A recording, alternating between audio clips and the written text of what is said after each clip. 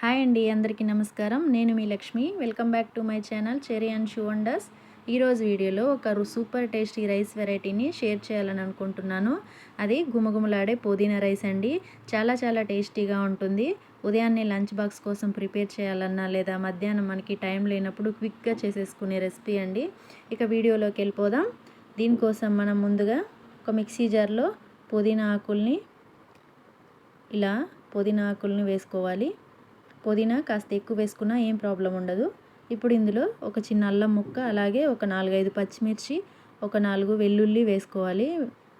దీన్ని మెత్తగా గ్రైండ్ చేసుకోవాలి. మళ్ళీ కొద్దిగా వాటర్ యాడ్ చేసుకొని బాగా మెత్తగా గ్రైండ్ చేసుకోండి. ఇప్పుడు ఇందులో చిన్న చెక్క, 2 లవంగాలు, ఒక బిర్యానీ ఆకు, 2 యాలకులు వేసుకొని కొద్దిగా ఫ్రై అయిన తర్వాత పల్లీలు యాడ్ చేసుకోవాలి. పల్లీలను కూడా ఫ్రై చేసుకోవాలి.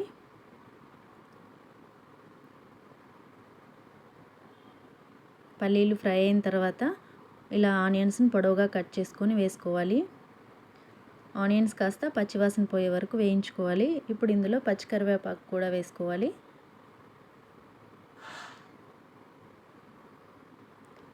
ఇది చాలా ఫాస్ట్గా చేసేసుకోవచ్చు అండి.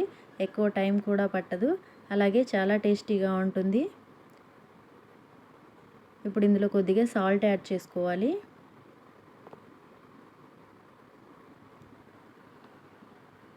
ఇప్పుడు కొద్దిసేపు మూత పెట్టి ఫ్రై చేసుకుందాం. ఇలా ఫ్రై అయిన తర్వాత చూడండి, ఆనియన్స్ గోల్డెన్ బ్రౌన్ కలర్లోకి చేంజ్ అయిన తర్వాత ఇందులో ఒక 1/2 స్పూన్ దాకా పసుపు యాడ్ చేసుకోవాలి. ఇప్పుడు మనం ముందుగా రెడీ చేసి పెట్టుకున్నటువంటి పుదీనా పేస్ట్ని ఇందులో వేసేసుకోవాలి. ఈ పుదీనా పేస్ట్ కాస్త పచ్చివాసన పోయే వరకు వేయించుకుందాం.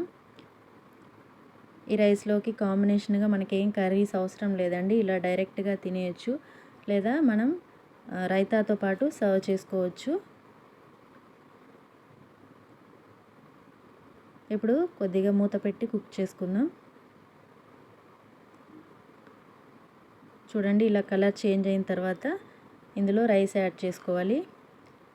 రైస్ కాస్త పొడిగా ఉండేటట్టు చూసుకోండి, ఎందుకంటే పొడిగా ఉంటే రైస్ బాగుంటుంది. దీనికోసం నార్మల్ రైస్ అయితే 1కి 2 వాటర్ వేసుకోవాలి. అదే బాస్మతి రైస్ అయితే 1కి 1.25 వాటర్ సరిపోతుందండి. అంతే అండి, ఎంతో ఈజీగా చేసుకునే పుదీనా రైస్ రెడీ అయిపోయింది. వీడియో నచ్చితే లైక్ చేయండి, షేర్ చేయండి, subscribe my channel. Thanks for watching.